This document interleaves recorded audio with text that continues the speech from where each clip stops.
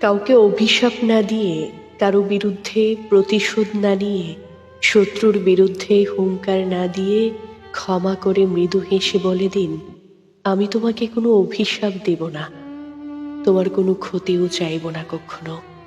তুমি যদি মনে করো তুমি আমার সাথে যা করেছ ঠিক করেছ, তবে এমন অনেক ঠিক যেন তোমার সাথে হয়। কাউকে অভিশাপ দেওয়ার প্রয়োজন নেই, পরিকল্পনা করে কারো ক্ষতি করারও প্রয়োজন নেই, কারো বিরুদ্ধে প্রতিশোধ নেওয়ারও প্রয়োজন নেই। সময় বলে দিবে কখন কার অসময় আসবে আর কখন কার সুসময় আসবে।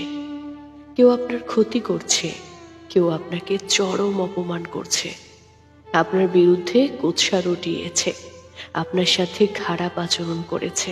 এরপরও সে যদি এটা মনে করে যে আপনার সাথে যা করেছে ঠিক করেছে, তবে তার সামনে দাঁড়িয়ে মৃদু হেসে বলে দিন, তুমি যদি মনে করো আমার সাথে যা করেছো, আমার সাথে যেমন আচরণ করেছো সব ঠিক করেছো, তবে এমন অনেক আচরণ তোমার সাথেও যেন হয়, তবে এমন ভালো তোমার সাথেও যেন হয়।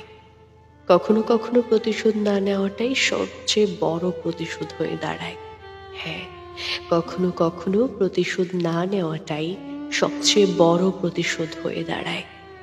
এই যে বললাম, কাউকে অভিশাপ না দিয়ে, কারো বিরুদ্ধে প্রতিশোধ না নিয়ে, শত্রুর বিরুদ্ধে হুঙ্কার না দিয়ে ক্ষমা করে দেওয়াই সবচেয়ে মহৎ কাজ, সবচেয়ে বড় প্রতিশোধ।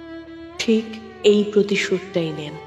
কারণ আপনার সাথে যদি খারাপ করে থাকে, আপনার সাথে যদি খারাপ কিছু ঘটে থাকে, সেই মানুষটা যদি অনুশোচনা না করে কোনোদিনও, তবে আপনি সৃষ্টিকর্তার উপরে ছেড়ে দিন।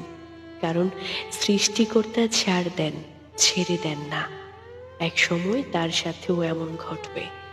আপনাকে কেউ প্রচণ্ড পরিমাণে ঠকাচ্ছে, আপনাকে কেউ প্রচণ্ড পরিমাণে অবহেলা করছে, আপনি চুপ হয়ে যান এবং চুপ হয়ে সৃষ্টিকর্তার উপরে ছেড়ে দিন।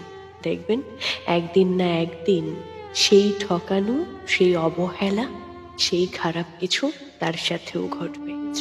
ঠিক করেছ, তবে এমন অনেক ঠিক যেন তোমার সাথে হয়। কাউকে অভিশাপ দেওয়ার প্রয়োজন নেই, পরিকল্পনা করে কারো ক্ষতি করারও প্রয়োজন নেই, কারো বিরুদ্ধে প্রতিশোধ নেওয়ারও প্রয়োজন নেই। সময় বলে দিবে কখন কার অসময় আসবে আর কখন কার সুসময় আসবে। কেউ আপনার ক্ষতি করছে, কেউ আপনাকে চরম অপমান করছে, আপনার বিরুদ্ধে কুৎসা রটিয়েছে,